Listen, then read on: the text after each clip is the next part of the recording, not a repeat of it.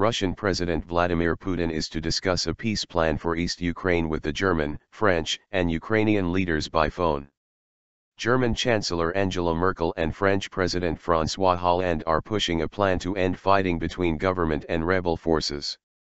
Meeting Mr Putin in Moscow on Friday, they agreed to four-way talks with Ukraine's Petro Poroshenko on Sunday. More than 5,000 people have been killed in the east since April. Thousands more have been injured and more than 1 million have fled their homes. Petro Poroshenko brandished passports that he said were those of Russian troops in Ukraine. Ukraine's military reported continued shelling on Saturday, accusing the rebels of preparing new offensives, while the rebels accused the government itself of attacking along the line dividing their forces. Mr Poroshenko has called on the West for support up to and including weapons.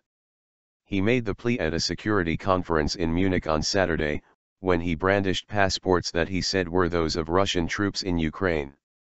Russia denies intervening directly in eastern Ukraine. Ms Merkel told the conference in Munich that there was no guarantee diplomacy would succeed, but it was definitely worth trying. The plan is thought to be an attempt to revive a failed ceasefire deal signed in Minsk, in Belarus, in September. Since then, the rebels have seized more ground, raising alarm in Kiev and among Ukraine's backers. Mr Hollande said it would include a demilitarized zone of 50 to 70 kilometers, 31 to 44 miles, around the current front line. The French leader has described the Franco-German plan as one of the last chances to end the conflict. If we fail to find a lasting peace agreement, we know the scenario perfectly well, it has a name, it is called war, he said. The US is said to be considering pleas to send weapons to Ukraine. Ms Merkel, however, said she could not imagine any situation in which improved equipment for the Ukrainian army leads to President Putin being so impressed that he believes he will lose militarily.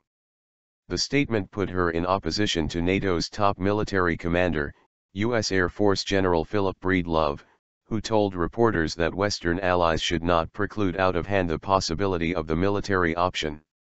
U.S. Vice President Joe Biden said the U.S. would continue to provide Ukraine with security assistance, not to encourage war, but to allow Ukraine to defend itself.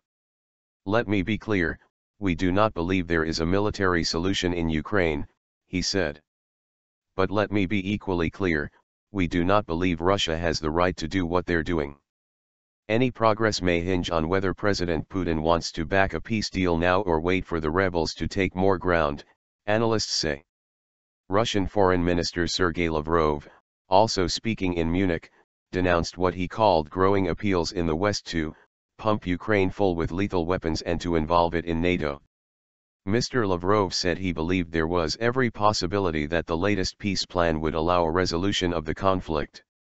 Ukraine's military said on Saturday that rebels were amassing forces around the strategic town of Debaltsev and in Granitny, 35 kilometers northeast of Mariupol. The self-proclaimed Donetsk People's Republic accused the government of having launched an offensive all along the line of contact in Donetsk on Friday evening. In the rebel-held city of Donetsk, a BBC correspondent said deep booms could be heard in the distance as Ukrainian forces and rebels continued to exchange fire.